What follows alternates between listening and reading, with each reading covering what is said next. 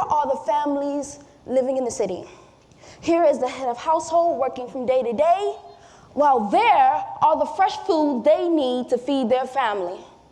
But here is the quick fix to breakfast, lunch, and dinner. One that's $1.99 on every corner and open at all times.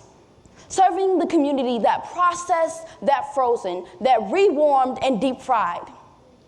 But there is the solution to a lifetime in poor health, to a life of a strong mind and strong body. So, here is another family living in the suburbs. Here is the head of household working from day to day, while here are the fresh foods they need to feed their family, allowing them access to that solution. Those fresh fruits and fresh greens, all within reach. Each bite a step toward a strong mind and a strong body, and away from what is preventable. So, there is no difference in these families and their rights, as all are entitled to fresh fruits. There is no difference in the power of food in their lives, as each bite determines their health. There is no difference in the power of access in their lives, but there is a difference in what they have access to.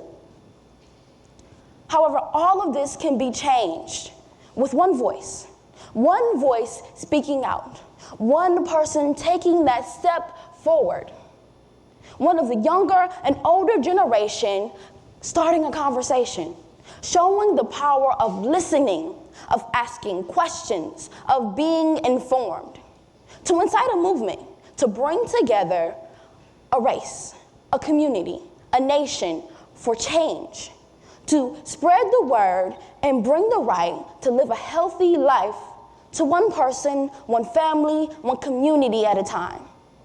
So, here are the families of this nation, and here are the fresh foods they need to feed their family.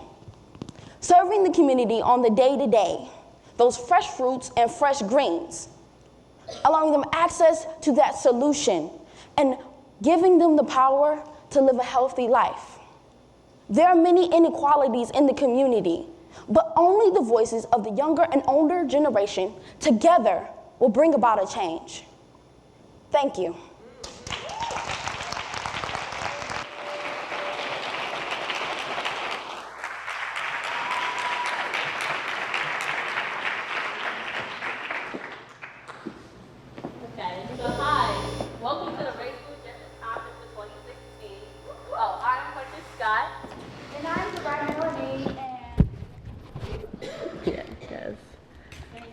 And I'm Zara Melanine, and we are the youth co-chairs of the youth planning team for the Race, Food, and Justice Conference 2016. And this conference is going to be awesome!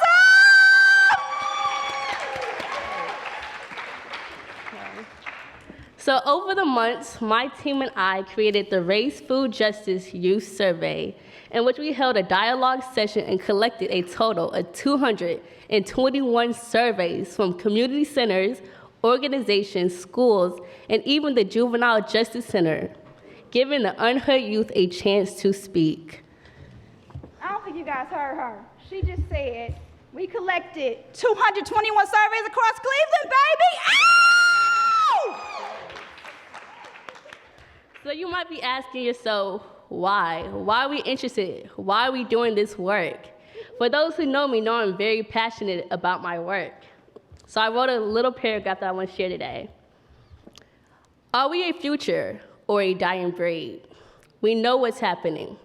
We're not just being murdered through violence. Housing, water, food, our environment is killing us blindly. Future leaders snatched away, only to be locked away, leaving family and friends wondering, when will I ever see you again? Labels put upon us like name tags, savages, thugs, uneducated, but we are not the labels given. We could talk forever about the problem. We could point fingers, but why? Why talk about it if we're not making a change? Make the change today, not later. Thank you.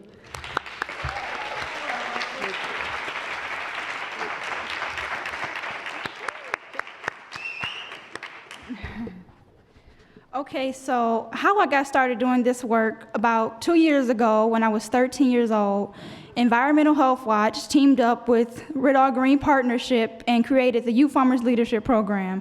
Now, the youngest you could be was 14 years old, and I was 13, so I kind of snuck in. I mean, I wasn't supposed to be in, but I'm so glad I did, tell that little fib so I can get in, because this has impacted my life so much. So one reason why I'm into doing what I do is, for you all who don't know, I'm into food justice, and also I'm a vegan, so I consume an all plant-based diet. And I believe very much, so in the saying, your health is your wealth. I feel like as a people, we have to put in our body food that's directly from the earth that can nourish us as best as we can, so we can live healthy, vibrant lives until we decease. I'm also into environmental justice because the earth is our home. This is the only place we have. This is our planet. We have to treat it as best we can. We're people from the earth. If the earth is suffering, we're suffering. If the earth is doing amazing, then we're doing amazing. The earth is a direct reflection of us.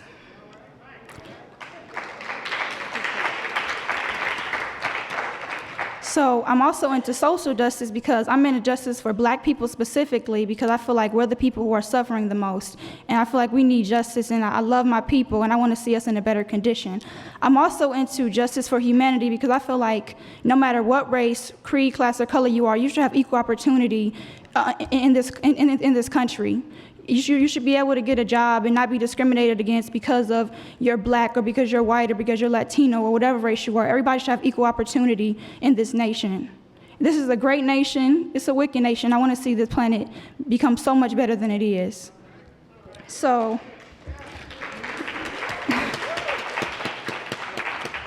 on Saturday, which is our Youth Day, we'll be engaging in a deeper discussion about the youth, how they're perceived by adults, and their perspective of the food justice issue. Our keynote speaker, Denzel Thompson, started Urban Philly Creators at the very tender age of 15 years old, so we'll be showing a short video of him.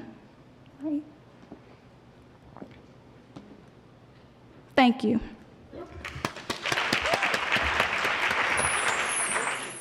19-year-old Denzel Thomas has changed the lives of hundreds of at-risk kids all over Philadelphia. As an urban farmer, Denzel teaches children about good nutrition and provides fresh fruits and vegetables to thousands who can't get them. And get this, by eating the food he grows, Denzel actually lost over 100 pounds. Now Denzel is being honored for his hard work with a Nick Teen Halo Award. Look what happens when host Nick Cannon surprises him. Denzel Thompson! Where's Denzel? Denzel Thompson!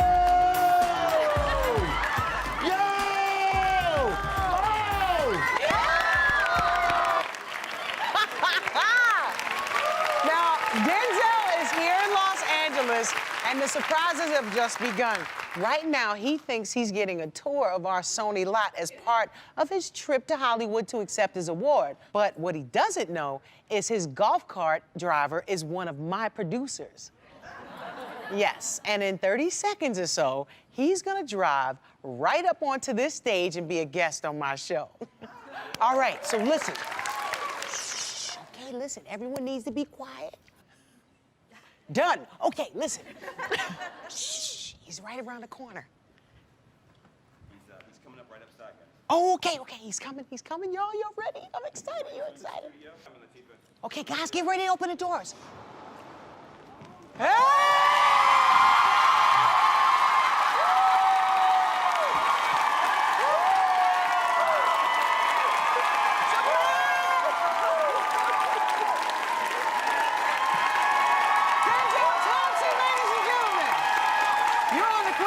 Show. Are you gonna pull up? Okay. Oh my goodness. You got me good. We got you. How you doing? I'm doing pretty good. How about yourself? Let me check your pulse.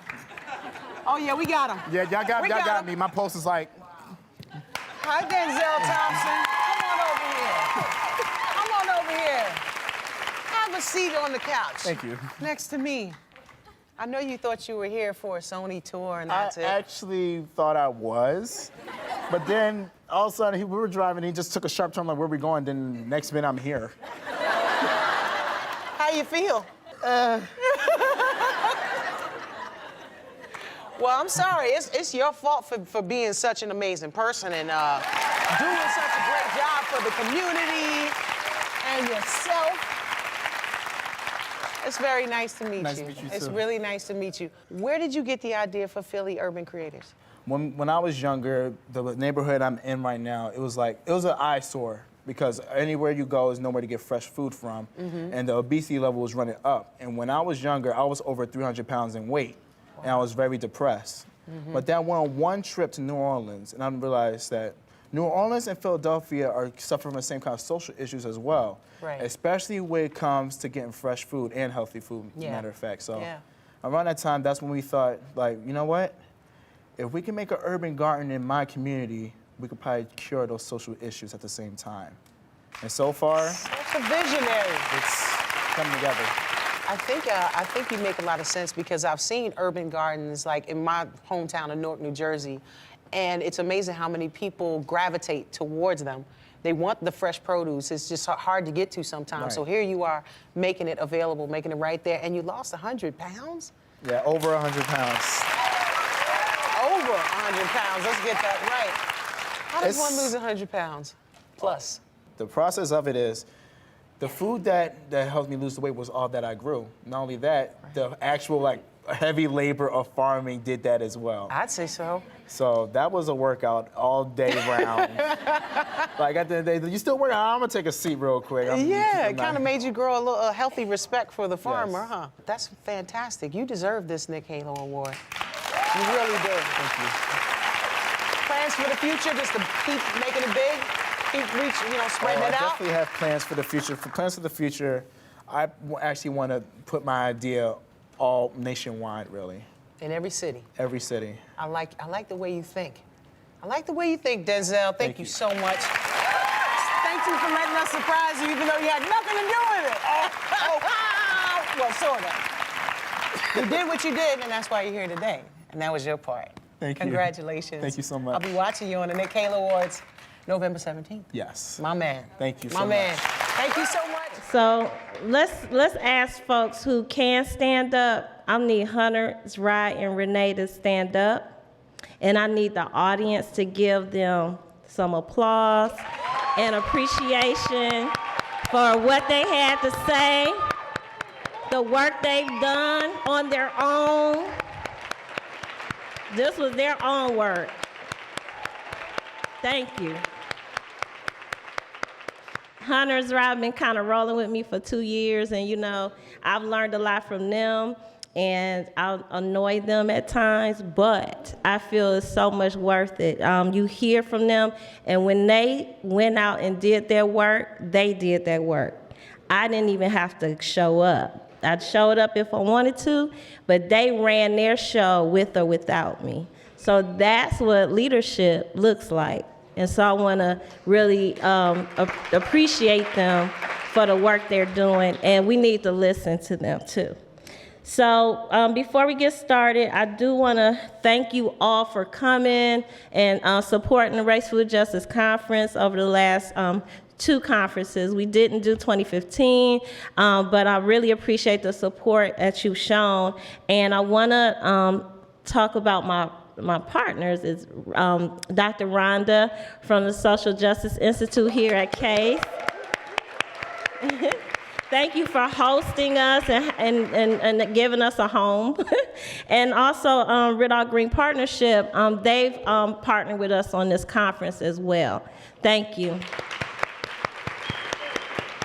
So we do have our planning team in the conference, in the program book, and I definitely want our planning team to stand right now because they've come out on Saturdays, Sundays, assisted, shown up, made calls, texts, emails, all that. So if the planning team is here, please stand, and I want to thank you for everything you've done. Thank you. They not standing?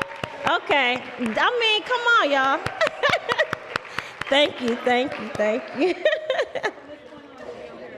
So, This is our first night, and we want to talk about the fact that this is 3 days, and we are excited to spend 3 days together engaging with policymakers, organizations, universities, and community residents in ongoing dialogue addressing race and racism. Part one of the social determinants of health and root cause of health disparities that continue to manifest within our communities.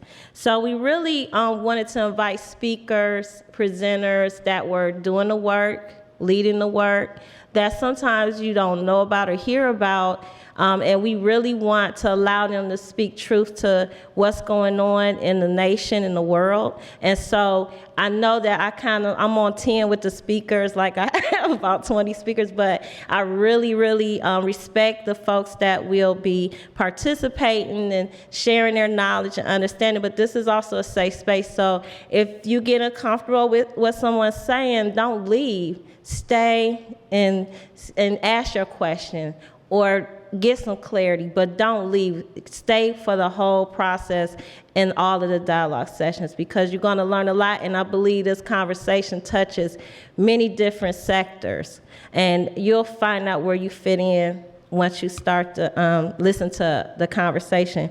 I do want to acknowledge our funder, Sisters of Charities Foundation, who has supported all 3 conferences, and we really appreciate the support they've given over the years. We also have received support from Cleveland Neighborhood Progress, Oberlin University, and also the county new Department of Sustainability. So we want to thank all of our funders and supporters. All right, so Elizabeth Yeampierre, let me say, when I first saw her speak, I was excited.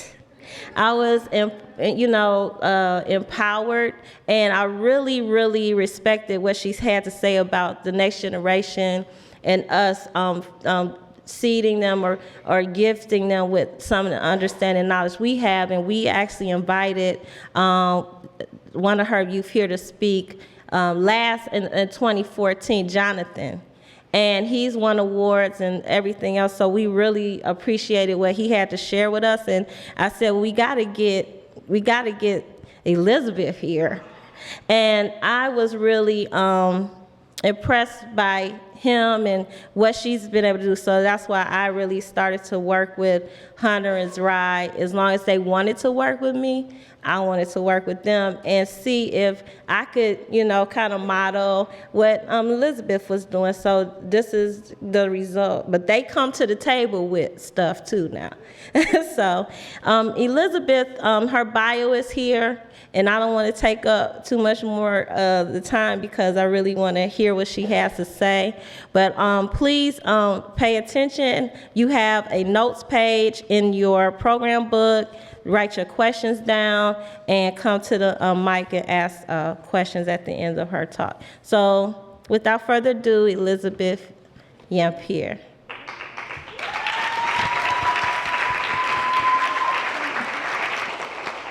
Well, it is with deep gratitude, and I feel really humbled to be in this space.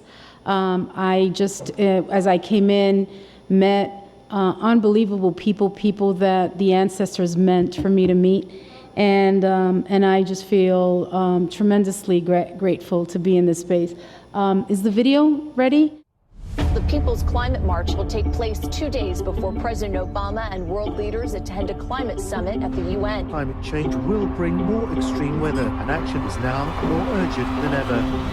Millions of people around the world gather in the largest climate action march in history. The biggest gathering seeking to address climate change ever. 2,000 rallies in 162 countries, from Paris, Melbourne, Australia, Rio de Janeiro. Activists are filling the streets to demand action on climate change. We are here because we are redefining this moment, this movement, this time. I want to thank all of the marchers today for coming together and taking a stand. We need you. Also a massive people's march. I hope the leaders of the world listened. We're the first generation to feel the impacts of climate change and the last that can do anything about it.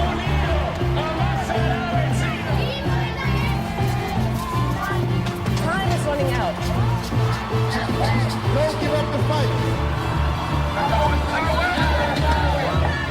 Our citizens keep marching. We cannot pretend we do not hear them. We have to answer the call.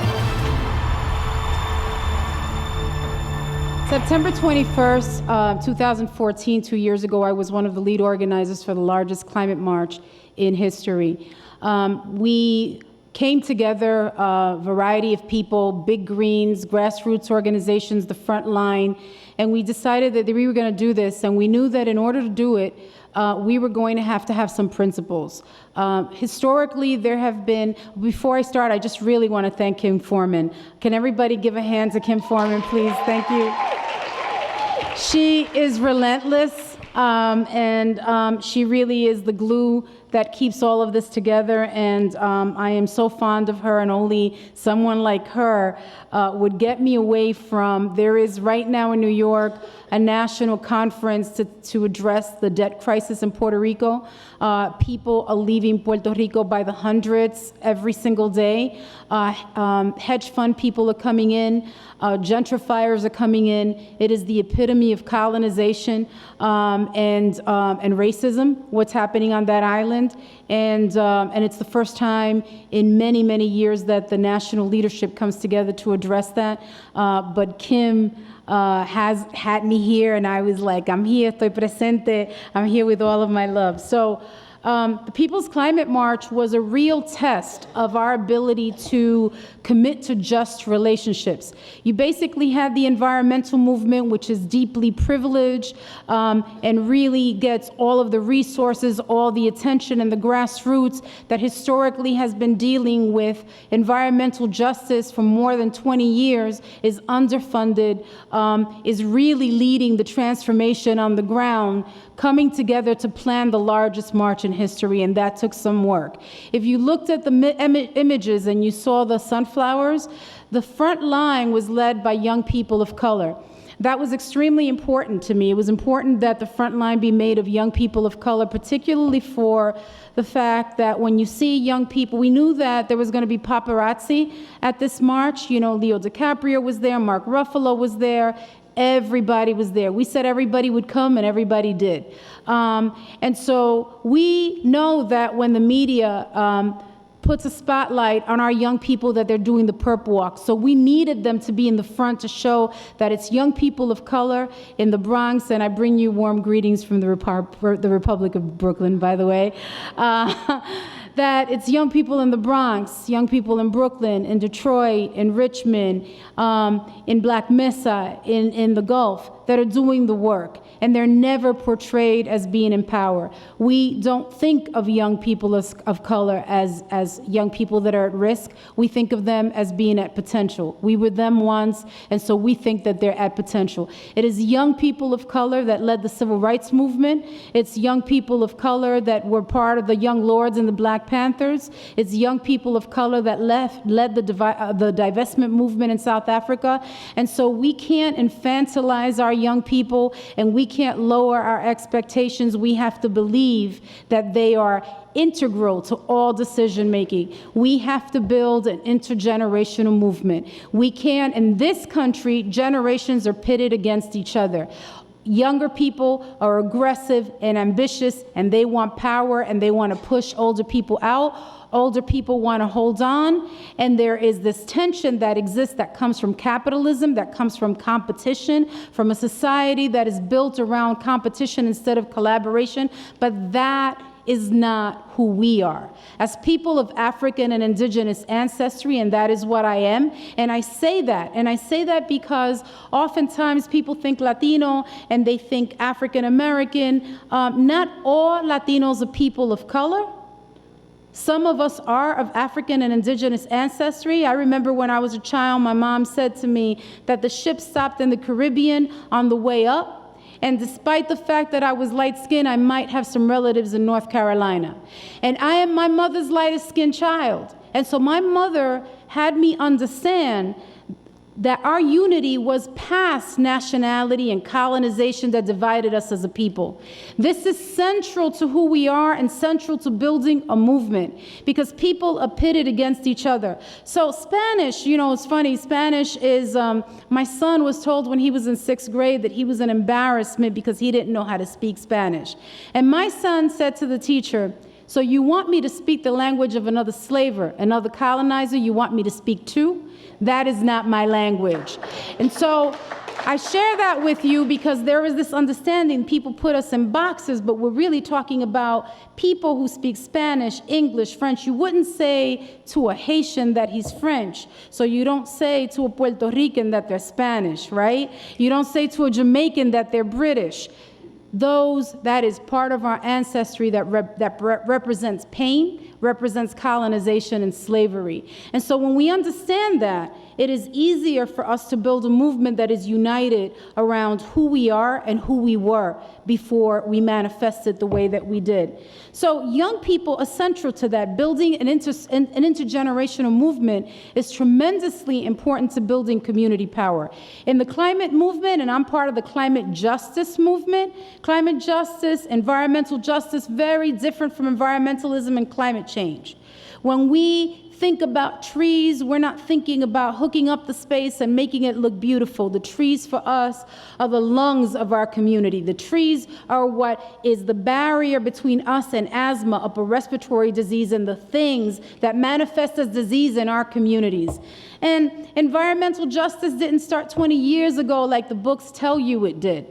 Environmental justice, environmental racism started in the slave quarters. It started in the slave quarters when slaves had access to the worst food, the worst health care, the worst conditions, and then had to deal with the impact of historical trauma generation after generation after generation. And so that shows up as disease. And what happens then is that makes us particularly susceptible now that climate change is upon us. By 2042, we are going to be the majority in this country, and that is freaking people out. It is making them crazy. It is making them crazy that this is going to be what it was originally.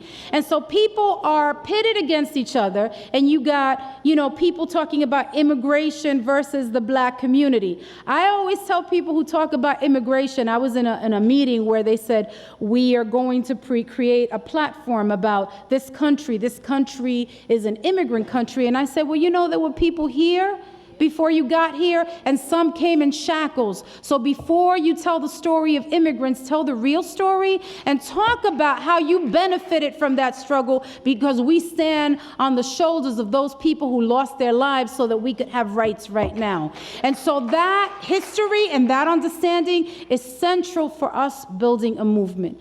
And it is tremendously important because this climate crisis is moving faster than you can imagine. It is already here.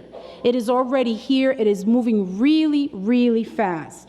And so unity and how we build just relationships among each other is central to our ability to be able to survive this thing. When you think about race, and this is a conference about race, right? And I'm a little more melanin challenged than some of you, right?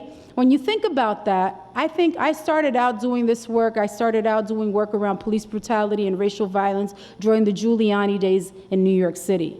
And what we knew is that when a police officer rolls up on you, they don't ask you if you're Puerto Rican, Dominican, Jamaican, or African American. They just see Black. And so we can't have those divisions. We need to be able to figure out how we work with each other past those nationalities. Not that celebrating difference isn't a good thing. It is a very good and exciting thing. It is what makes this country so cool, right? That we all have a different rhythm. But understanding that essentially 95% of the slaves that came through the mid-Atlantic trade didn't end up in the United States.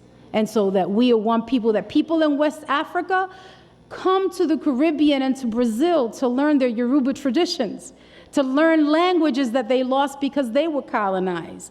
This is central for us to understand, to own, to embrace if we're going to build a movement that exists at the intersectionality of racism and climate change. We can't choose between police brutality and climate change. We got to do all of it. And so our communities are stressed. We're stressed every single day because that's what we have to do just to survive, right?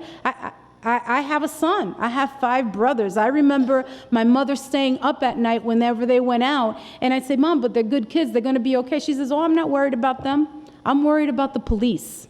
I'm worried about the police. And this is the home of Tamir Rice. This is the Gibaye Tamir Rice.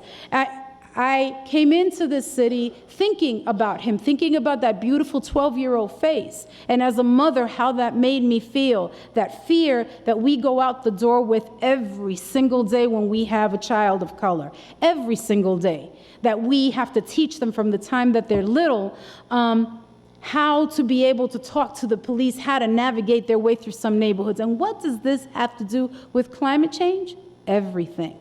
Everything, because as we speak, the Pentagon is meeting to talk about how to deal with recurrent extreme weather events and how to manage civic unrest. And if the police cannot handle the regular stresses of everyday life in our communities, think about what happens when you have several Sandys. You don't even have to go that far. Think about Katrina and think about how they handled the folks down in the Gulf South. So you know what it's going to be like. That is our future. That is our future. And so that is really important. The Hemet, one of the things that we did, because all of a sudden you had Sierra Club and you had all of these big club organizations that like helicoptering into our communities and telling us what's in our best interest, who turned us into poster children to their agendas, who make us passive recipients of their good intentions. What we said to them was, no, we're going to work together to do this huge march, but you're going to have to come correct. And we've got these principles called the Hemes Principles for Democratic Organizing, and we want you to follow them. And the Hemes Principles say things like, be inclusive. And I don't mean scholarship us in, and I don't mean having that one to satisfy the diversity quotient, right? You know how you got the one and all of a sudden everybody's real happy because I got the one and so we feel good about that? I'm in New York City, we are the majority, and if there is a meeting, if there's 20 people dealing with the issue of environmental justice and 18 of them are white, something is wrong because it's New York City. And so the fact that there's 2 of us is enough. And what they do is, one, they pick 1 leader, 2 leaders, because they can manage that, right? But having a movement that is leaderful is unwieldy. And we get in the way of urban contemporary missionaries who want to speak for our communities, who get all the funding to set the agendas for our neighborhood, who don't know how to check their privilege and don't know how to share leadership. And think of us when they're taking pictures, but they don't want to talk to us when it's sharing power and resources. Climate change is changing. Climate change is telling us that we have to change all of that. All of that. That if you will have a commitment to anti-racism, that if you have a commitment to building a society that's different, we're not talking about the 1970s or the 1980s. We are here now. We are the children of the civil rights movement, and we got this. And so you have to respect that leadership might look very different, and you need to step back. And you have to do it differently. And so we have a society where you've got nonprofits pitted against each other, where one nonprofit gets all the money, but the other one does all the work, where they hire us just to do the outreach, right? We are good for outreach, but we are decision makers. We do policy. We collect data. We are working on climate adaptation, Block to Block. My organization has a climate justice center, and we are making small businesses climate adaptable because we know that unregulated chemicals that exist in our waterfront in the industrial sector, those become fugitive dust, projectile, NOx, SOx, carbon monoxide becomes part of a superfund when a storm surge hits it. We know the science, we always did. And climate change is asking us that we reclaim our traditions, because there's nothing more sustainable than a poor person. Poor people have always reused, repurposed, recycled, because necessity makes you sustainable. And so now our traditions, our food, our rhythm, just like our looks, are appropriated and sold back to us, right? And so we need to own that, we need to lead that, and people who are committed to a society that is anti-racist have to respect that. And so it is a process, but the time basically is up. I always tell people, Google something, learn something. I'm not here to teach you that. If you haven't learned by 2016 how to work in a space and share leadership and respect leadership of color, that's between you and God and you and your therapist, because I don't have time for that anymore. So the Jimenez Principles for Democratic Organizing: be inclusive, emphasize on bottom-up organizing, working together in mutuality and solidarity, building just relationships among ourselves, a commitment to self-transformation. We must be justice, we must be peace, we must be community. And then I have mentioned the intergenerational piece. Uprose, my organization, organizes the largest gathering of young people of color on climate change in the country. About 750 of them come from our neighborhoods to learn about climate change. And we did it because there were organizations that were organizing these youth conferences. And they had all of these white kids talking to our young people about environmental justice. And not understanding how young people receive information. That if you think that it's okay, in New York, they'll put together an urban farm because they gentrified the neighborhood and they wanted fresh produce. So they created a nonprofit, created a farm, and then hired children of color to work the farm like a current day plantation. Our young people need to see the decision makers, the board of directors, the people who are running it, look like them. They have to see people who look like them. And funders have to fund people who look like them. So what we find is that there is this new thing, what I call, my husband coined it, the DIC, the Disaster Industrial Complex, where all of a sudden people want to create these climate adaptation, this community resiliency, and we don't even call it resiliency anymore. We don't use the word resiliency because the word resiliency means to bounce back. For people who come from struggle, we don't want to bounce back to racism, to unemployment, to criminals, to a criminal justice system that is inhumane. We don't want to go back to that. We call it resistance. We are resisting. And reclaiming who you are as people of African and indigenous ancestry means really knowing the things that you're. For young people in the room, how many of you are there?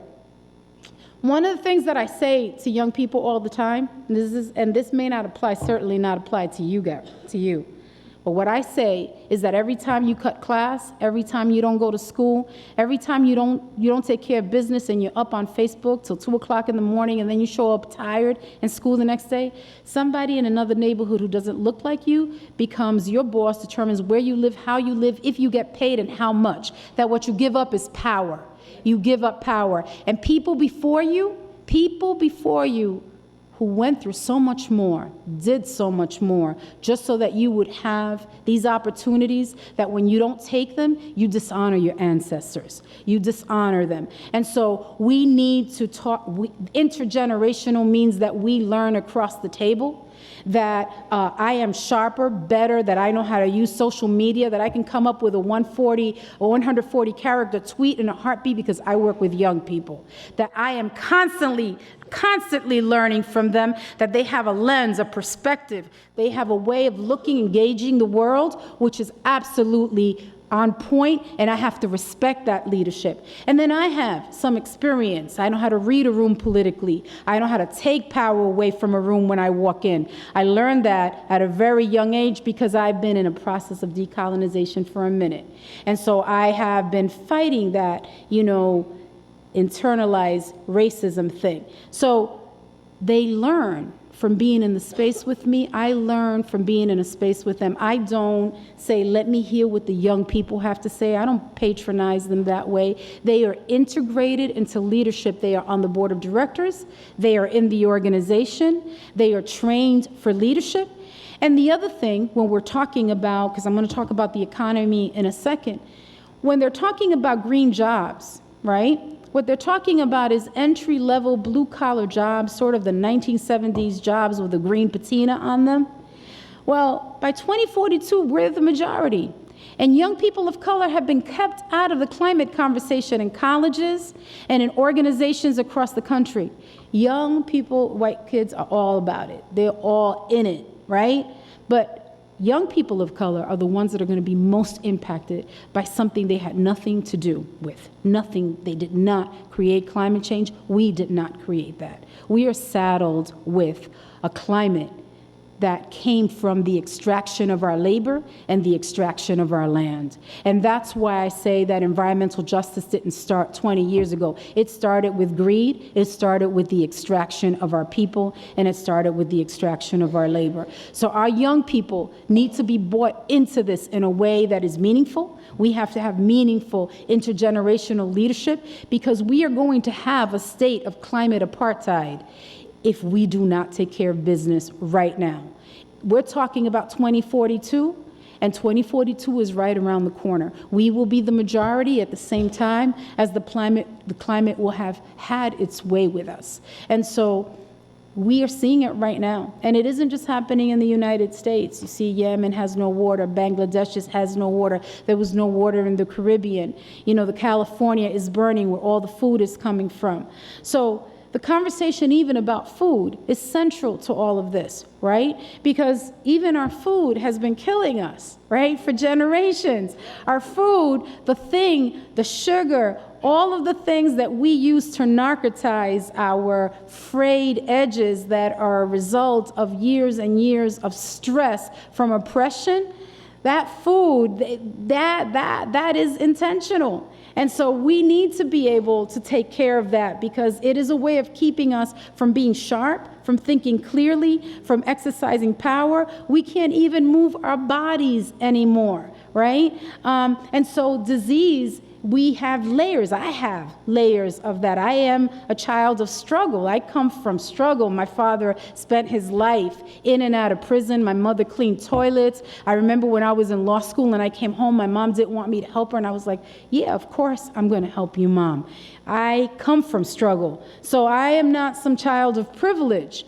So I know what my mom did. She filled us up with sugar. I remember my grandmother used to make us meals that were made of, and I didn't realize how bad it was until I was an adult, and I was like, oh my God, what I'm eating.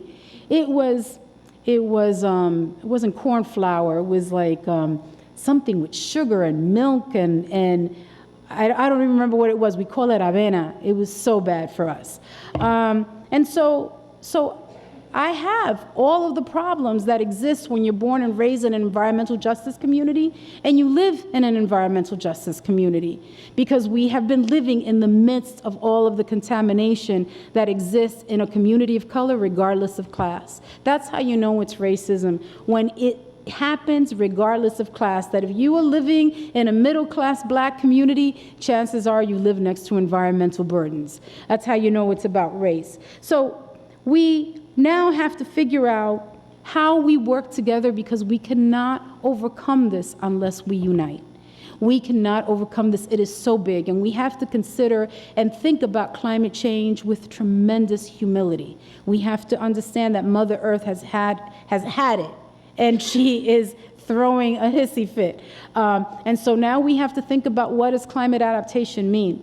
And I don't mean those sort of city-created or huge organization-created plans. In New York City, the way we think about it is block by block.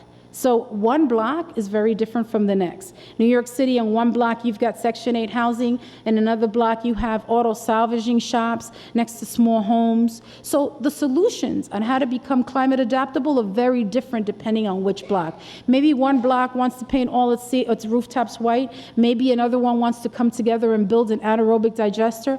Maybe they want to do some stormwater management. right, and do that. And so we are providing them with the tools so that they can do that block by block. And by doing it block by block, they strengthen the relationships they have with each other.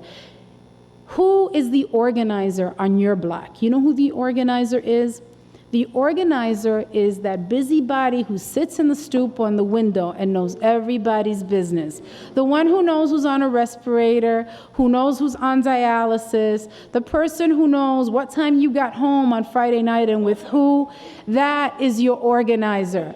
That is the person who's going to help you build a climate adaptable block in the face of climate change. So don't reject that person, because that is the person who knows everybody's business. That's the person who is gonna, I know that after Sandy, when we were trying to figure out what the community wanted, a woman said to me, one of those people who came, she said, well, I wanna be involved and I wanna do more than change the light bulb. And I said, so you wanna be an organizer? She goes, no, I want to be a block captain. I said, okay, we're going to call you block captains then.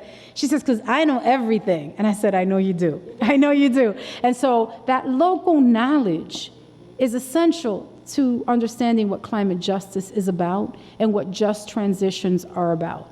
That local knowledge is something you have to honor, you have to harness, and you have to replicate. That local knowledge is everything. In communities where there has been extreme heat, the communities that have survived are the ones that knew each other, where there was a lot of local knowledge. So those are the things. So when we think about the things that keep us apart, that is central for us to be able to address the changes that are already here. I talked a little bit about institutions and how institutions are competitive with each other and how they sort of mirror the systems that put us here in the first place, right? Top down, speaking for folks, getting all of the funding, not sharing the resources. They'll come into your community and say, we're going to hire an organizer for you to work on a campaign that you've been working on for a minute. Instead of giving you the funding, letting you hire the organizer yourself and showing how to complement instead of supplant local leadership, complement leadership, and using resources in a way that's judicious. One of the things that we know about climate change is that there's going to be more people, more need, and less resources. And so we have to start learning right now how you share resources and how you complement and not duplicate efforts, right? And if you mirror that behavior, it'll send a message to the funders that there are people committed to doing it differently. But as long as a few organizations get all the resources and are happy with it, and they keep it that way, those organizations were not able to do anything about cap and trade, right? They couldn't do that. They couldn't move that. They couldn't move anything without the grassroots, and they know that. And so we've created this thing called the B for Impact, Building Equity and Alignment for Impact. It's a national initiative that brings together the big greens, grassroots organizations, and funders so that we build alignment and create relationships that have never existed before, where the leadership comes from community, and big organizations that have a lot of resources provide technical assistance at our request. If they have an idea that we didn't have and they share it, that's cool, and we might follow that. But they can't come in and tell us what's in our best interest, because we know our communities. And they can't come and pick our brains. Oh my God, all the students, all the graduate students, all the organizations that want to call and pick your brain. I just want to hear about how you're approaching that while they're writing and cranking out a proposal. They pick our brain the way they picked our music, the way they picked our art, the way they pick our hair, the way they can be our color, they can be us, but we cannot be us, right?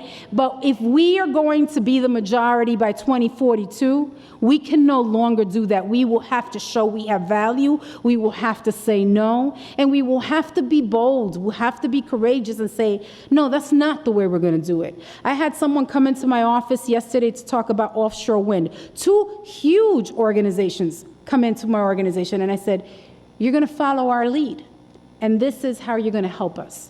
You're going to research this because we don't have the capacity to do that. You're going to do this. And when the developers call you, you say, we're waiting to hear what Uprose has to say.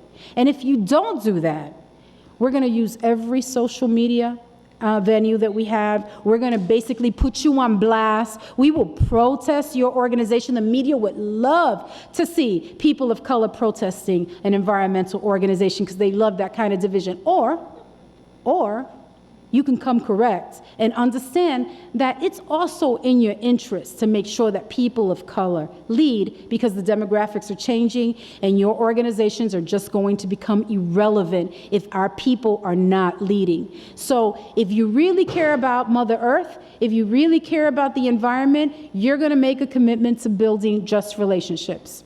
But one of the things that we find is, despite good intentions, and man, people have good intentions, but you know, my husband always says that the path to hell is led by good intentions, right?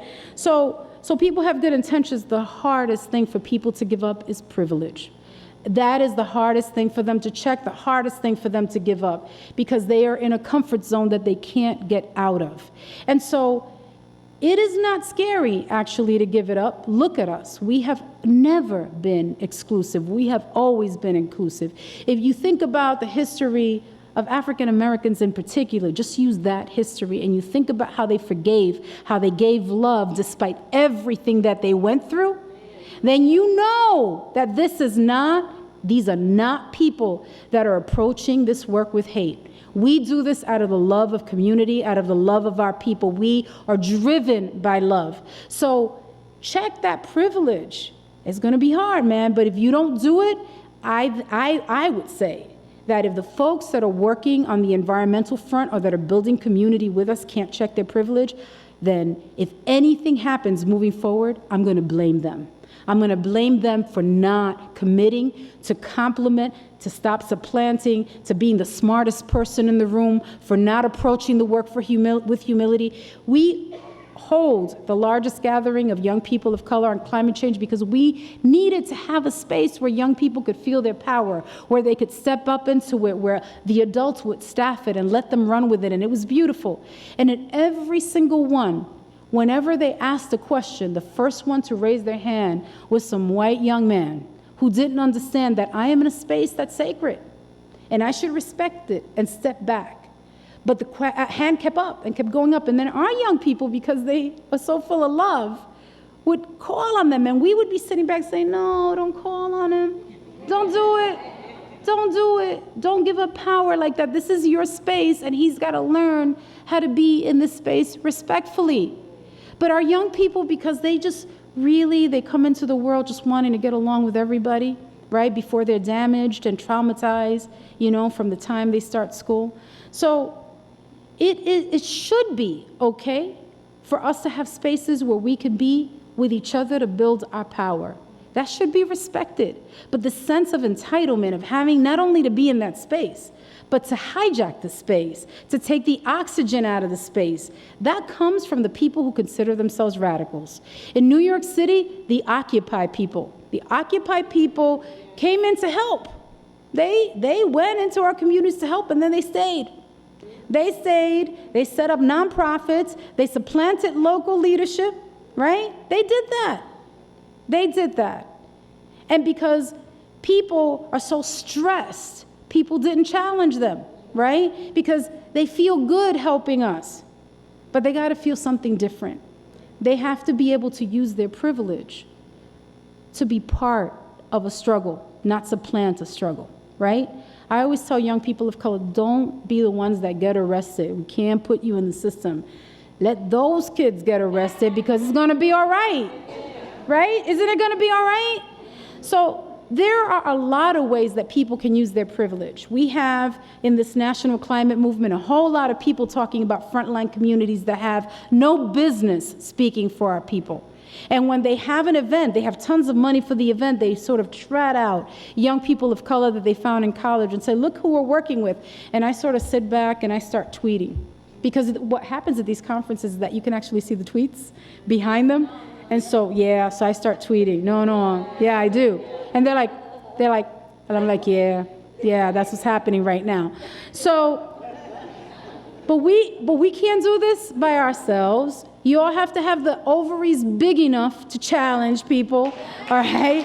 You're gonna have to do that. You're gonna have to call the question. Because what happens then, when it's just a few of us that do it, is that we get defunded, we get marginalized, we get treated like somehow we're some crazy person in the room, and we need to take each other's back. So when I'm in I was in a meeting with a funder where they were setting that platform that said, New York City was built by immigrants, and the history of this country is built by, it was created by immigrants. And I said, no, that didn't happen. And all the people there looked at me saying, oh my God, it's the Puerto Rican, it has to be the Puerto Rican. I said, that didn't happen. What happened was people were here and people came in shackles and tell that story. And it created an argument. And did I get funded? No, I did not get funded. When I was in California and there was a Black-Brown conference, and they said, okay, Black people sit over here, brown people sit over there. I said, where do I sit? And they said, oh, you must be the Puerto Rican from New York. I said, you can't make me choose between my ancestors. I am all those things, right? I am not going to choose between one or the other. So I share these things with you out of love and out of respect for this brilliant audience, because I know who's in the room, man. I was blown away when I was talking to people. I was like, what do I have to say that these folks don't already know? I'm talking to the choir. But what I hope and pray is that that you feel amped up, that you are willing to take risk, because climate change is really going to take us out. It's huge. And if you don't do that, if you continue to be passive and to allow folks in the space to lead, and you don't lead, our survival is what's at stake. And one of the things that's happening right now in all of our communities is that our successes, I know that I can only speak for Sunset Park in Brooklyn, but our Greenway, our waterfront park, the fact that we've doubled the amount of open space in that community, that we stopped the siting of a power plant, all of that is being used by developers to displace us. That we breathe it, we live it, we get sick from it, and when we clean it up, they take it away from us. That what they're telling us is that we don't have the right to live in these communities, that we get pushed from one toxic community to the other. We have in Sunset Park, and this should resonate with folks from Cleveland, an industrial waterfront. It's an industrial waterfront that historically hired blue-collar workers, people who didn't have a college degree but got paid twice as much as they would for a commercial job. And what we have now is these developers coming into the industrial sector who are commercializing the industrial sector, and they are calling Sunset Park's waterfront the new Chelsea, the new Williamsburg, the new Dumbo. They are turning it into a party destination for the privileged. All of a sudden, the city and the government and our own people who we elected, our people, our colonized elected officials, are giving them the funding to hook up the area. Because, you know, we can't have these people in harm's way when they go to party. But when our people were actually walking past 18-wheelers and going past brownfields and taking their lives in their hands, nobody really thought about those transportation amenities, but they're thinking about them now. They're thinking about things like streetcars that have funding formulas that are based on gentrification. And so I think, and what I'm calling it, is immoral. And I'm calling it that because by commercializing the industrial sector and not using the industrial sector to build for climate adaptation, they are basically putting the lives of our people, of the city and the region in harm's way. It is a lack of political will and a lack of vision to see an industrial sector that should be building infrastructure that's aging, to look at offshore wind and making sure that it's not just coming from Europe, but that we're building it locally, to think about community-owned solar, which is something that we're trying to do in our community, make sure that our community are stakeholders and that we get them off the grid and that we're moving away from fossil fuel dependency. All of the things that we're trying to do can be built right there. Those would be blue collar jobs that pay well. And because climate change is here for the rest of our lives, those are jobs that are not going to end. That is the new manufacturing. That is innovation. That is creative, not this creative class that they keep talking about that is selling us artisanal bread and new tech, and then has our young people, basically what they've done in our community is they say that they're creating all these jobs, and so they have basically bought in all these social service organizations, right? To bring our young people into those jobs, those entry-level, go-nowhere jobs. And what they're creating is a servant economy, a servant workforce for the privileged in New York City. That's what they're doing with our young people. And so having to choose between a vision that's going to take years and these jobs, our young people are going for it. And these community-based organizations, these social service organizations, none of which are led by people of color in our community, and none of those executive directors live in the community, right? None of them, not one. And I hate to say this because I know this is provocative, but at least 2 of them will tell me that they're married to people of color. And I'm sorry, that does not make you a person of color. You know, it does not. It does not. So they are making decisions without community engagement, and then Uprose is sort of holding it down, trying to fight the big fight, being threatened, planning direct actions that, or you don't even know the scale of the direct actions that we're planning. So these are the things that are happening. That community, that little working class community, could be central to the salvation of the entire region if we actually had the visionaries and the political will and elected officials who are seeing that the community is being gentrified and want those votes, and are forgetting that the reason they became elected official was because there was a civil rights movement, because struggle put them in those positions, and they're forgetting who they are, and that they will be voted out the minute the numbers tip, and that they will be voted out the minute that tips. So these are the conversations that we're having. I'm part of the Climate Justice Alliance. It's a national group of frontline communities. We consider ourselves the front line of the crisis, and the forefront of the solution. It was the banner that we had at the People's Climate March. It was the largest gathering of people of color in a climate march in history. We had about 50,000 people in the front. We fought for that front. That's tremendously important, by the way, because in England, when COP21 happened and people of color fought for the front, they were told no, that they had to step back. But in New York City, we said, oh, we're taking the front. We're taking the front, and we're going to put the young people in the front. And when we were told, well, you know, baby carriages would be so cute, we said, well, you know, cameras love baby carriages. You know who the camera doesn't love? Our young people. So they're going in the front. And I remember people calling me, harassing me, showing up in my office saying, you're making this decision all by yourself without engagement, which is something I never do. And I said, yeah, I am. Yeah, that's right. That's right. And they thought, oh my God, she is just a pain. She's obnoxious. I was like, yeah. And then when it happens, and it was so beautiful and so powerful, they were like, you were right. So what that means is that sometimes you just have to do the hard thing, regardless of what people say about you, regardless of what happens to your reputation, because there is so much at risk. There is so much on the line. And this climate change thing is the biggest crisis. The ecological and the economic crisis is the biggest in our history. We've never dealt with anything like this.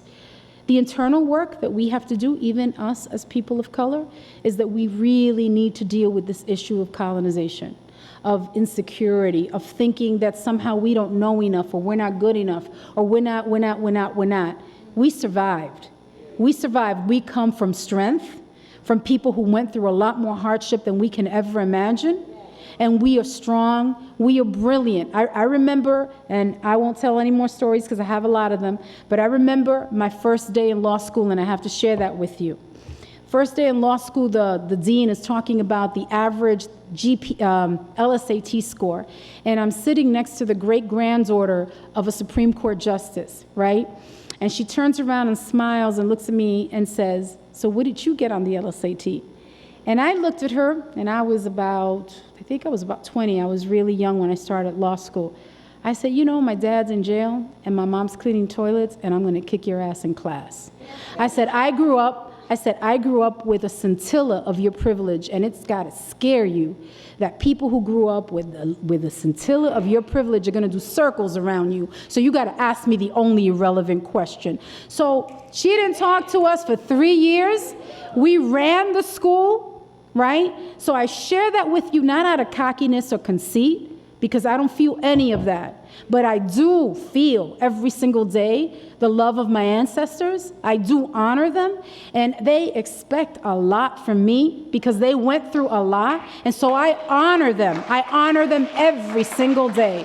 And so I ask you to do the same. And for those of you who come from a different space, there are ways that you can come into this movement and build power, and it doesn't have to cost you anything but checking your privilege. And do it with love, because I know you want to, you may not know how, but that's something you got to figure out for yourselves. I had a young woman in Central Brooklyn say to me, can you explain it to me? And I said, you know what, it's 2016, you don't get to oppress me and have me explain it to you too. I am not going to explain it to you. Do the work. Build just relationships. Engage in self-transformation, because what's coming is going to require unity. It's going to require strength. It's going to require the different kind of society that has existed before. It's going to require that those folks that have played the role of missionaries not do that anymore. That share the resources and the power and respect. You want to serve people, but you don't want people to serve themselves. And that is a problem. That's a problem, because we're talking about climate change. So it presents us not only with an opportunity to build resistance, but to create a very different kind of society, one that says no to a future that is about climate apartheid.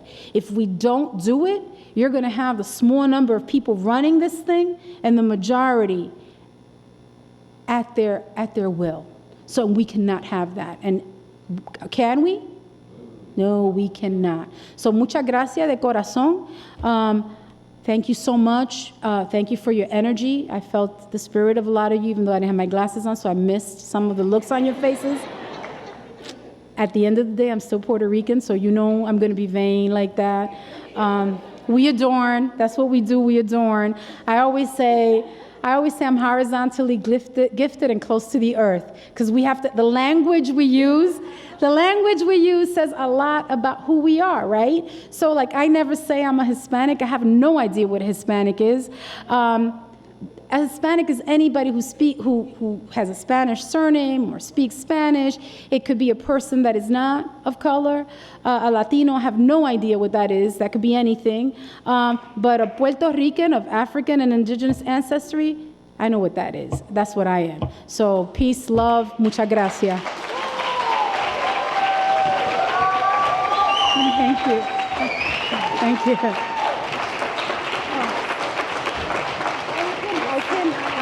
I know I forgot. I'll have a problem later. Put the questions down. Thank you.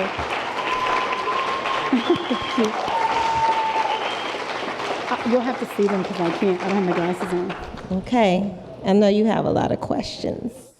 So we have a mic set up right here, and we're asking if you have a question to line up right here in the aisle and come forth and ask questions.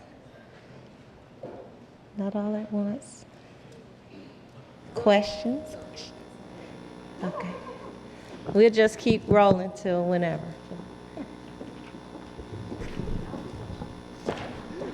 Good evening. Thanks for your presentation. Actually, one point that you mentioned about when you see young people with destructive habits, staying up late at night, doing things, wasting time on social media, not going to class. When groups or individuals you encounter who have those habits, how do you begin to transition mentally them from those habits to the kind of leadership that they need to be a part of? So all of the young people at Uprose get into first-tier colleges. We've sent 3 to Antarctica on scientific expeditions and 1 to the South Pole. Our young people organize the largest climate justice youth summit. We keep them really busy. And what we do is we make the connection between their choices and their life. So for example, we will do a workshop on how much it costs to make a pair of sneakers. We won't tell them, you know, this is the choice you have to make. We'll tell them that these designers should be paying them to advertise for them. We let them understand that they are making powerless choices, but they make those decisions on their own. And then the other thing is they can't just come and speak. They really need to be integrated into decision making and understand the history of their people. We do workshops on the African diaspora. When you do workshops on the African diaspora, then all of a sudden, when you've got people who are from the Caribbean or who are from the Spanish Caribbean or or who are African American or African, understand that they have a common struggle that unites them. And so we're very intentional about looking closely at understanding that we are their primary educators, not the school. We know, for example, that in their lifetime, these schools are not going to change. And to put it all in the hands of the school is to basically give up on an entire generation.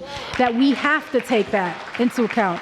So we're very intentional with our girls. Our girls created this thing called Real Roots, which is about beautification and adornment, but making their own products that are non-toxic. They wanted to do it. If they have an idea and they're like, we want to do this, we're like, okay, we'll support you. We'll teach you how to do fundraising.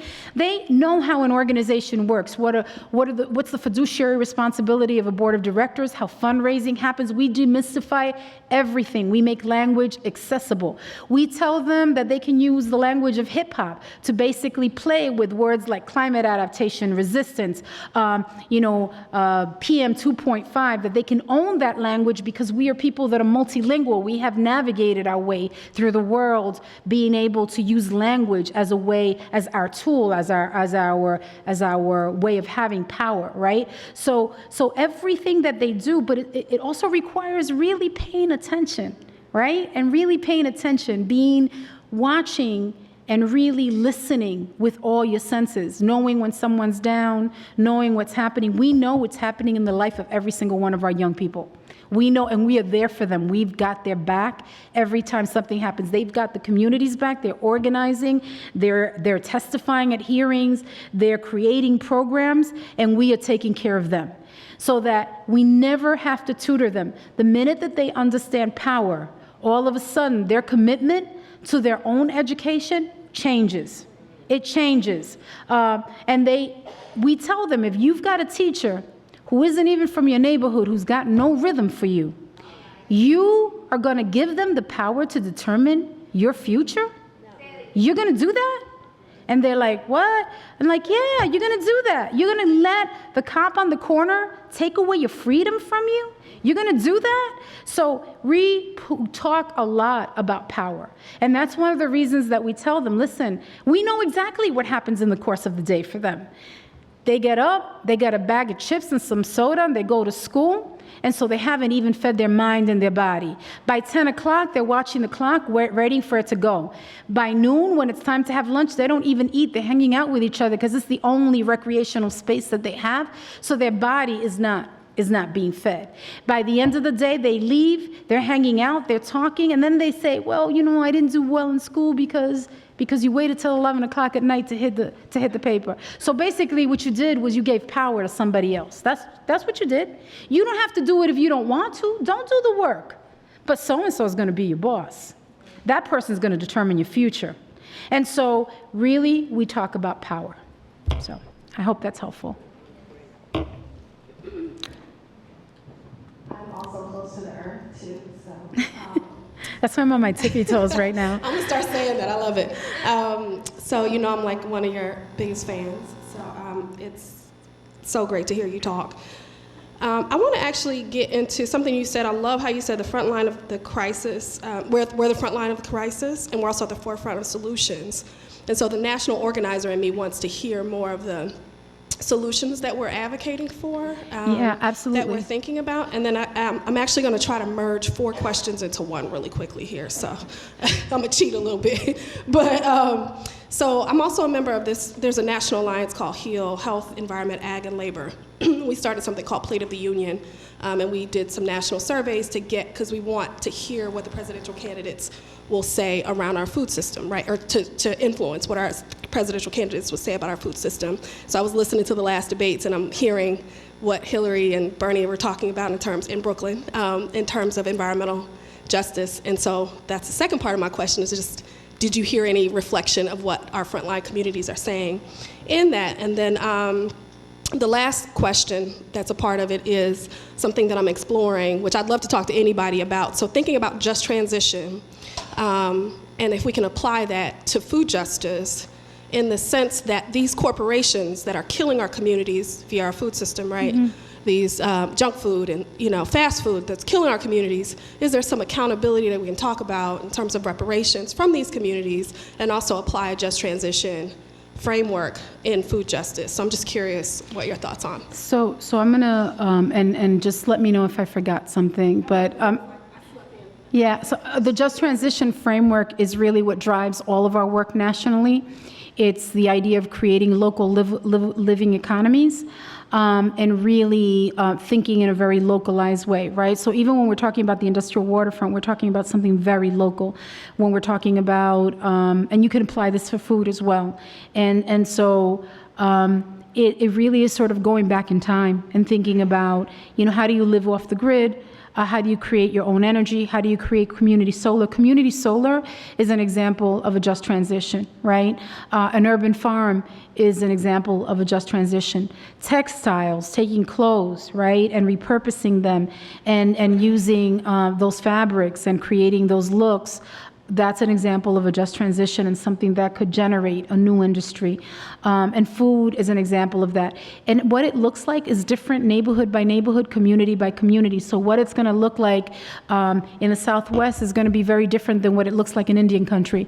Going to look very different in Detroit. Detroit really hurts. Like, one of the reasons we picked the sunflower as our icon that we led the march with was in solidarity with Detroit, because we found out that Detroit was having the water problem, and we wanted to show Brooklyn was taking Detroit's back. And so that's the reason the sunflowers become iconic for the climate justice movement, and that's why we led with it. So Detroit worries me, because what you're seeing is a lot of folks sort of helicoptering in and setting up these economies, and our communities again become the patients, the people who are, the passive recipients of good intentions. Again, just transitions means we lead, that we make those decisions. And so Detroit was full of possibility, but you see it being lost by all these folks that feel entitled to speak for our communities.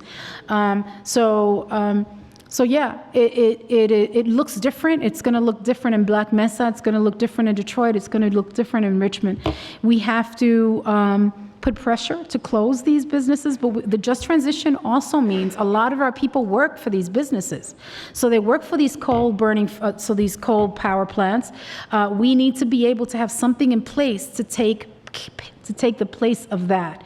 We have to be working with unions, and we do, to try to figure out how do you operationalize just transition so that we have something to take the place of the thing that we're taking out.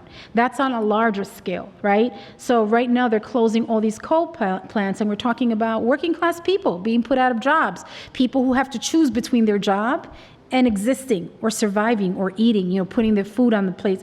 That's not a choice people should have to make. So a lot of our challenge is figuring out what does that look like in each of our communities. In ours, we're looking at the industrial waterfront, and we're looking at community-owned solar. But in another neighborhood, that may look like something very different. The other thing that's really important is connecting our communities with each other. So like, for example, in New York City, all of our food comes in and out through Hunts Point. That is the food hub. So there's a food security issue, and Hunts Point could have been taken out by Sandy by a matter of minutes. So on our industrial waterfront, that is a possibility for food distribution. We could connect with the working class white upstate farmers right?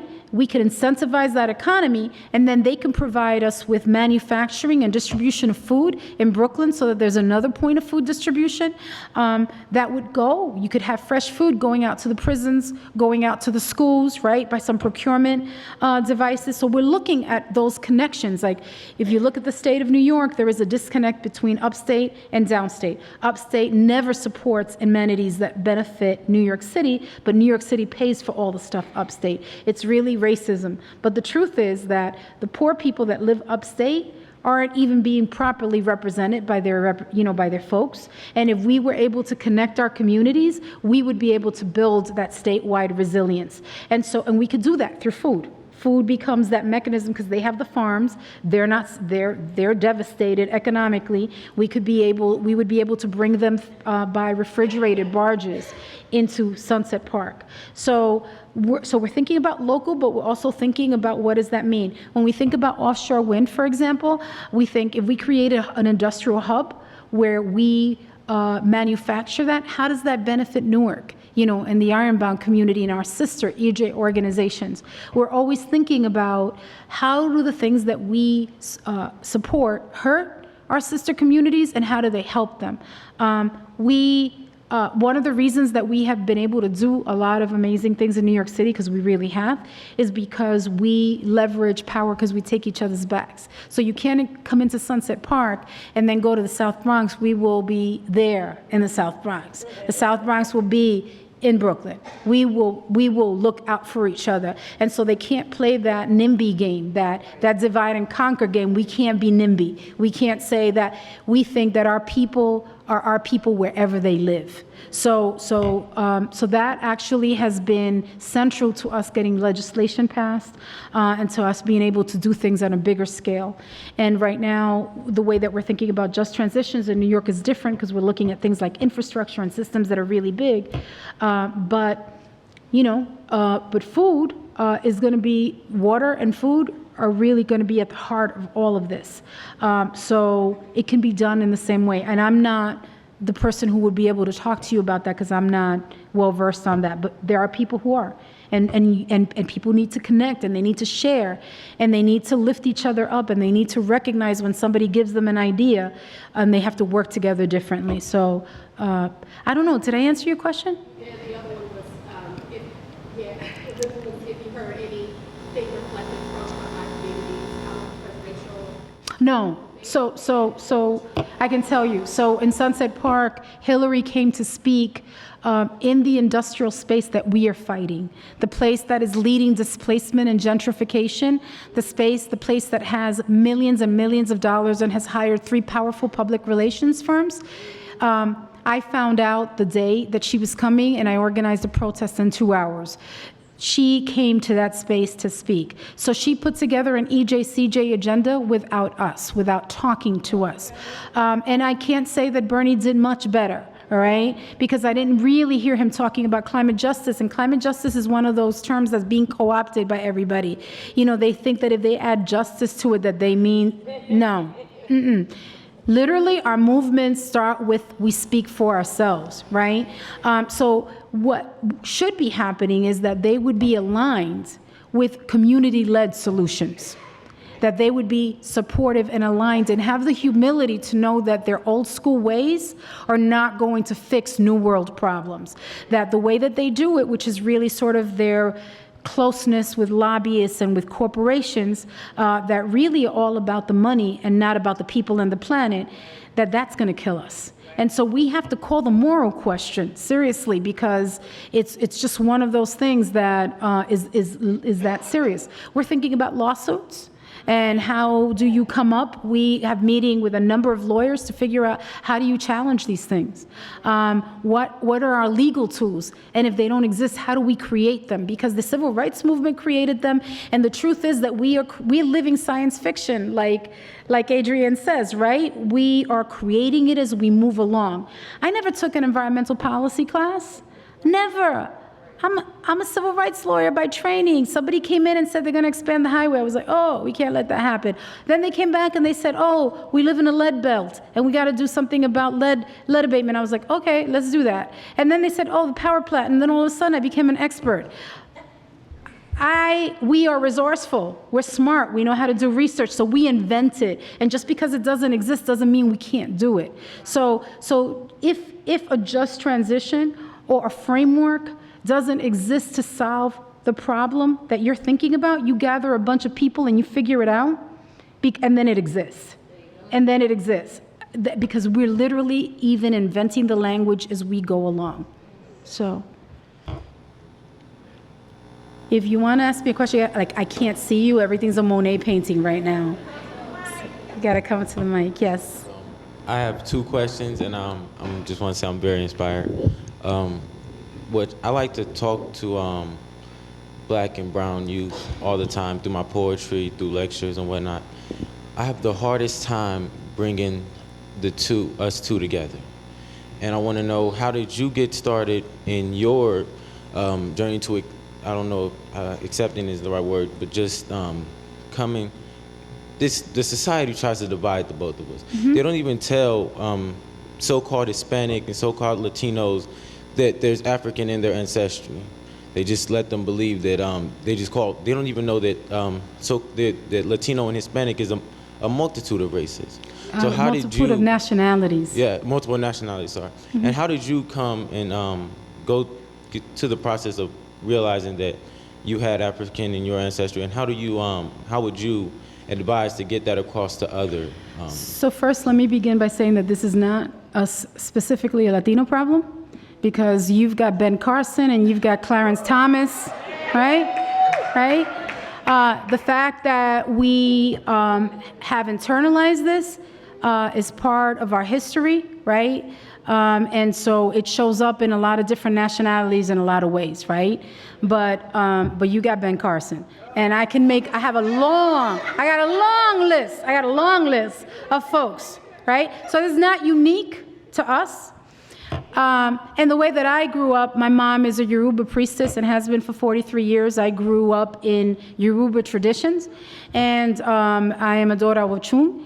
And so I grew up in those traditions. My mom, from the time that I was little, the house was full of people of African ancestry, and they were from different parts of the world. My godmother was the wife of Mongo Santa Maria.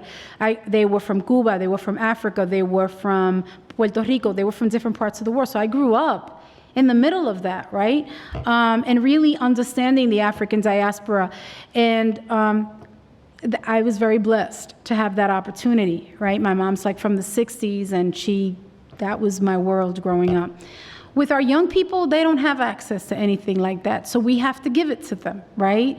And we can't judge them, and we can't Spike Lee them. We can't be hitting them over the head with it, right?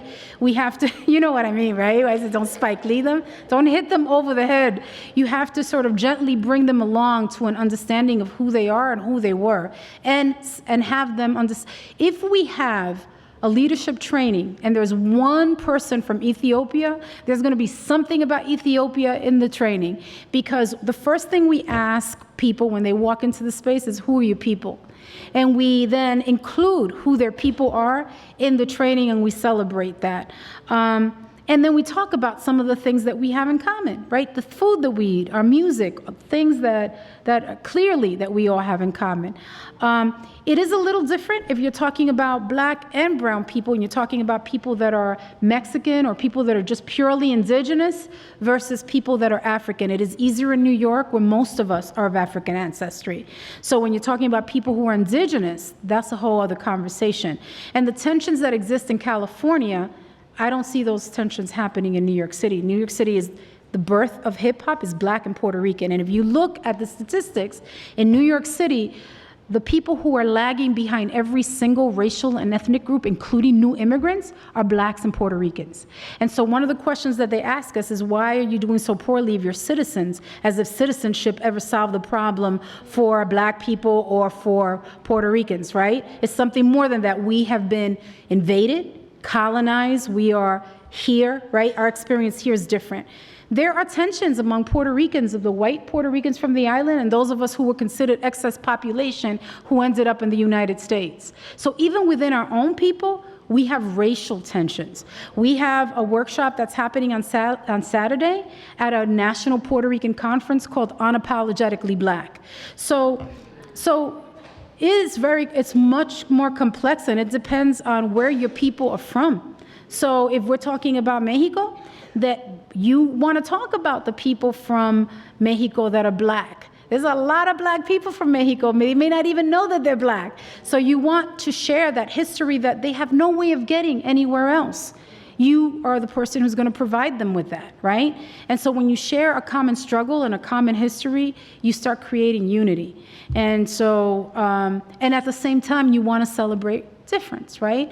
So it's not that and it takes time, which is the reason why we have to be intergenerational, right? We have to grow these leaders. We start when they're in 3rd grade. You should see these 9-year-olds talking about infrastructure. And they like using words like infrastructure. You know why? Because they like big dinosaur words. Little kids like big words. So you give them words like mitigation, environmental mitigation, and pollution reduction, and they walk around, they get all puffed up using these words when they're little. And by the time that they're older, they're talking about Malcolm.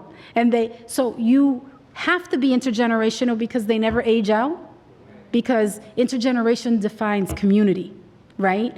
And so it takes time. We have our climate justice organizer started with us when she was 13, and our last one just went off to Cornell grad school. He started with us when he was 14. So they grow up, and then they have staff positions and a lot of leadership within the organization. You actually saw him in the march. He was marching, and they focused on him. So yeah, it's not easy, but you can do it. It's doable. And the frame, here's the thing that's really important. There has to be a justice frame, because think about this for a second. If we don't do that, then people who have always wanted the American dream will pick up the frame that they've picked up. Think about the Ted Cruzes and all of these people. We can't romanticize our people and think that because they become the majority that we're going to be all right. We can have a majority of Ted Cruzes out there, right?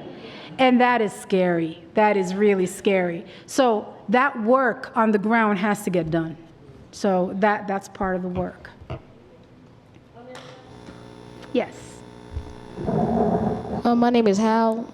Hi. And the question is for me, how can people my age and at my school help to show what you guys are trying to do here at this program? How old are you? 11. So you're in middle school, yes. Right?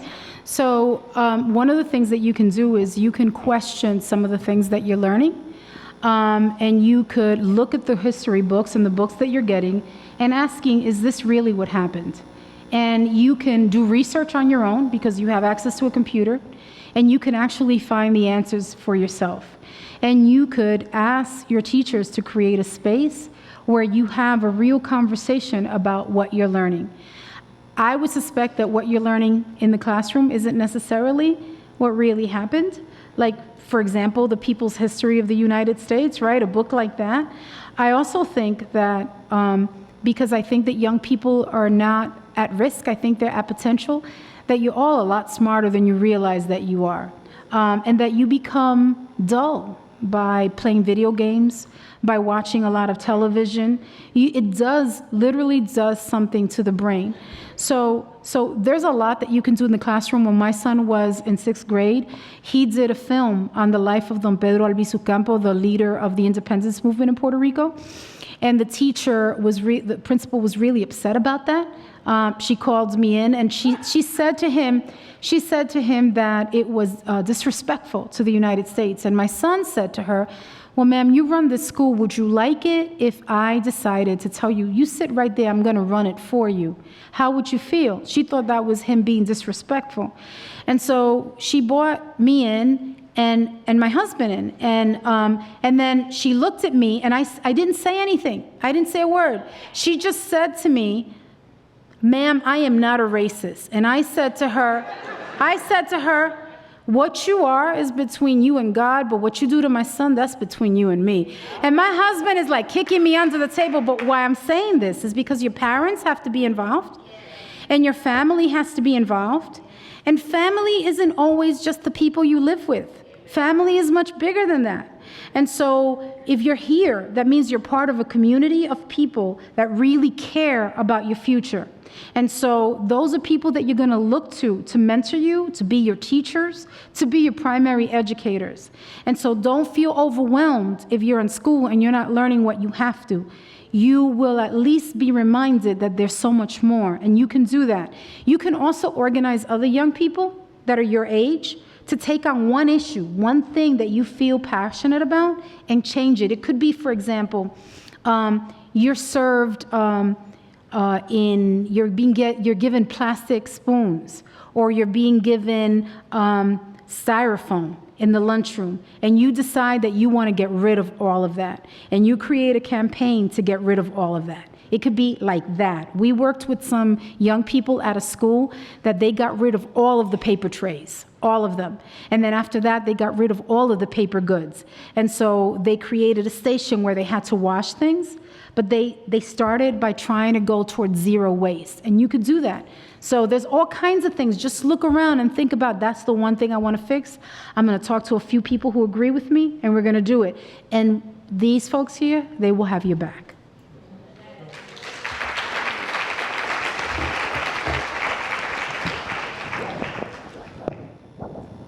I really don't have a question.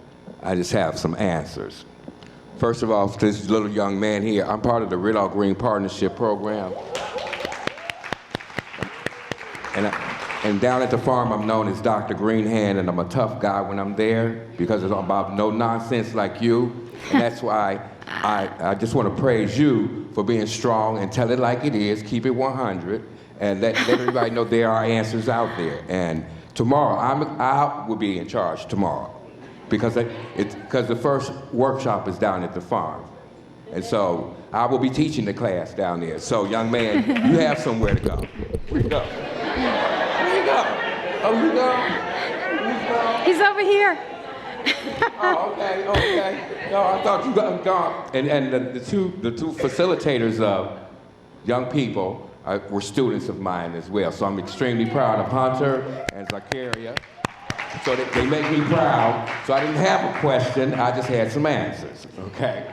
And just to let everybody know, we're the grassroots for all the things that you just got finished talking about. That's what we're doing. Actually, we're making some deals really quickly here to help out Detroit. Not only Detroit, but Miami. Yeah. And Pittsburgh. So we have it going on here in Cleveland as well. So don't think that you all don't have it going on here as well, because we're on the front lines of making exchange with places all around the country. So I just wanted really just to thank you, because I'm finna leave in a few minutes, but I wanted to thank you and just say thanks. Can I just say something? So one of the things that I say is that one of the mistakes that we make is that we say that they're the future. They're here right now, and leadership is exercised right now. Leadership is a continuum, and you exercise it throughout the continuum. It is their responsibility to exercise it, which you are doing beautifully, but you don't have to wait till you're older to exercise leadership. You are expected to do it now. Yes.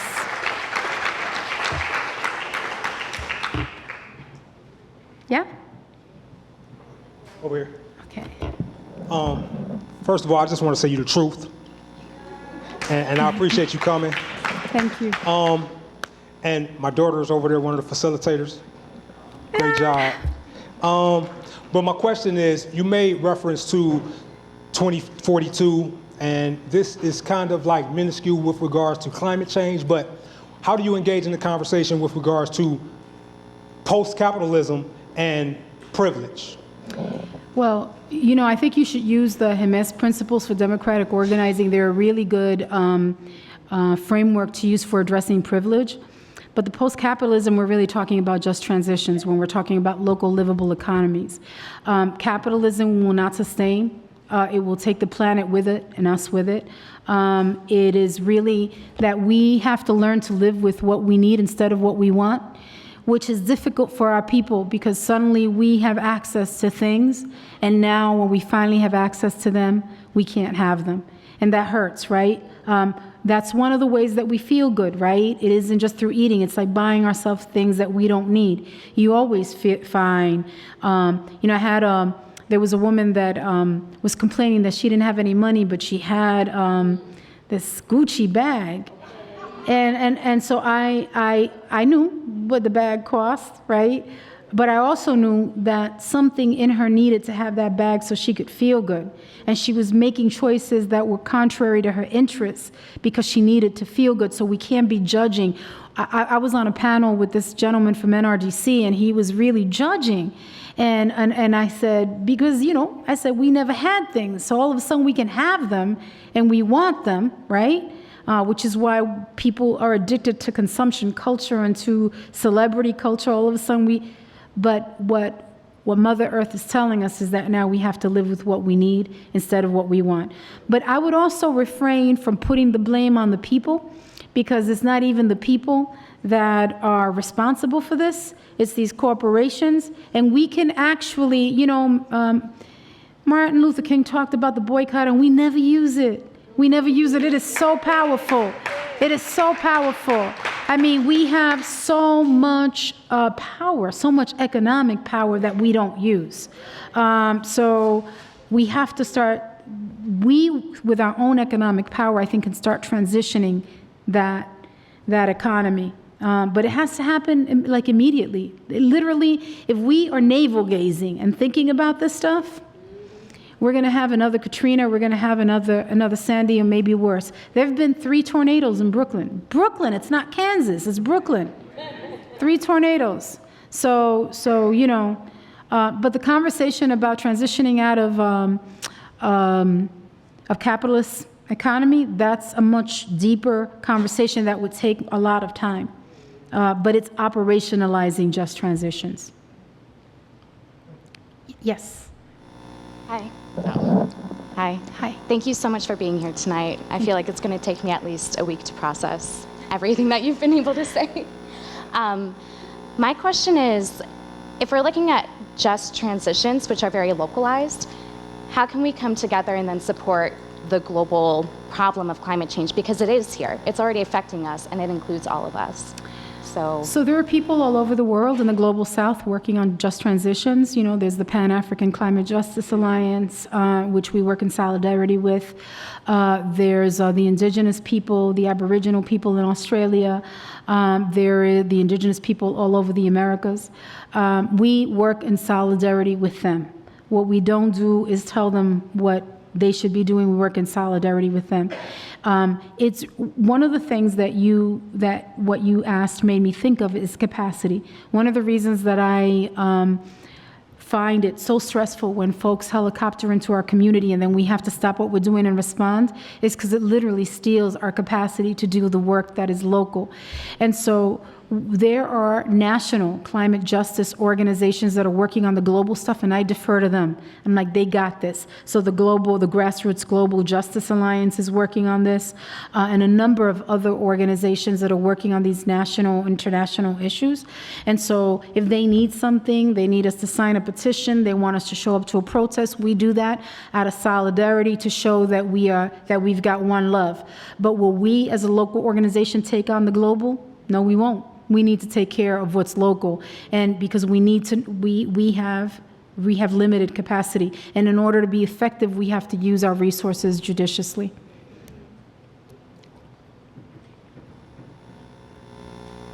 Yes. Yes. Good afternoon. My name is George. How you doing, Kim? Hi.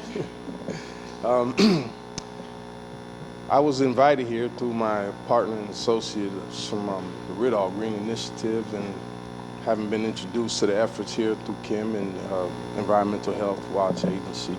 But I'm from Miami, Florida. And my entire family lives in Miami. I was just there 2 weeks ago. Go on, I'm sorry.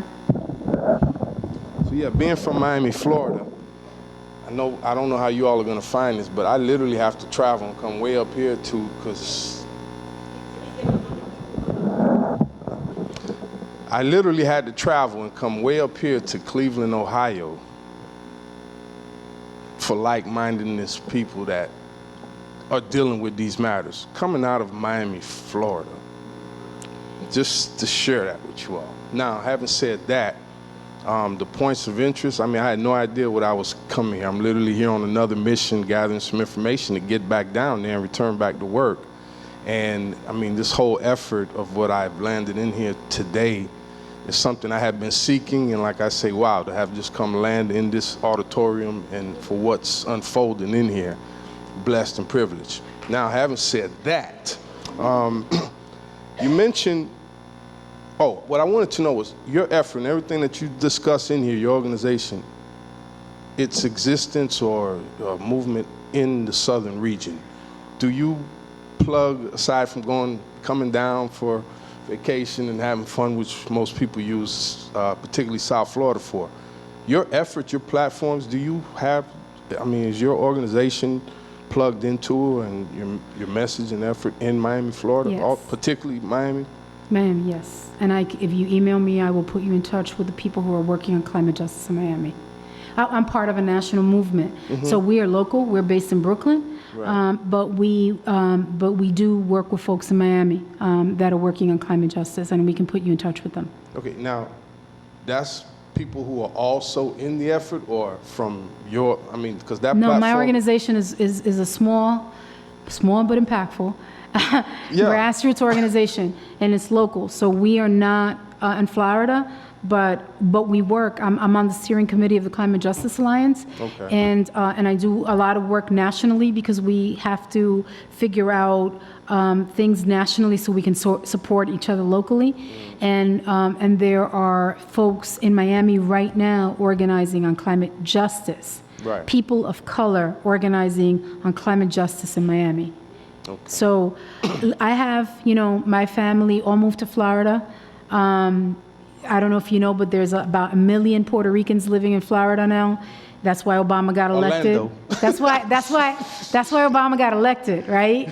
Because our people turned that vote. Right. But we flipped Florida, because you've got a lot of conservative elements in Miami, right?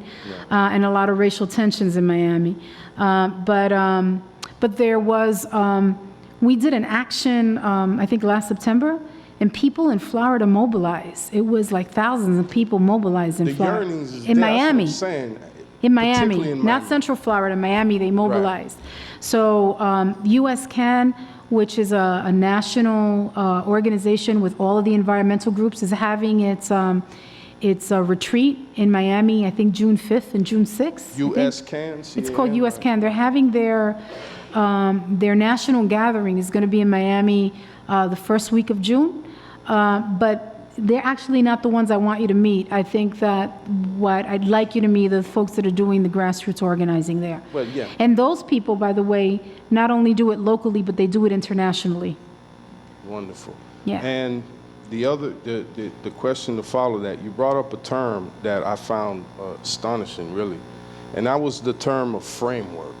Which one? Framework. Because you were talking about developing frameworks so we can, to go out and, I guess, carry out, to articulate your messages out in the community. And when we're thinking framework, computers, we're thinking about infrastructure and things like that, but your approach and how you crack the atom, at least in my head, the application of technology in our virtual struggles and challenges out here in the real world. So in using that term of building the frameworks, I definitely look forward to, once we leave here, with just, the 30 minutes that I was blessed to hear you in your presentation, to definitely work to bridge the gap of the effort, because really the spirit in which and how you brought it here is, not to say I don't want to hear it from anybody else, but you drove the message home here, and I just look to plug it in, help articulate it, and bridge the gap from where I know there's a big desire for what it is you were sharing with us in here today, where I come from. And thank you so much. Really appreciate that. Thank you. Thank Elizabeth for blessing us. Thank you so much. Thank you. Beautiful.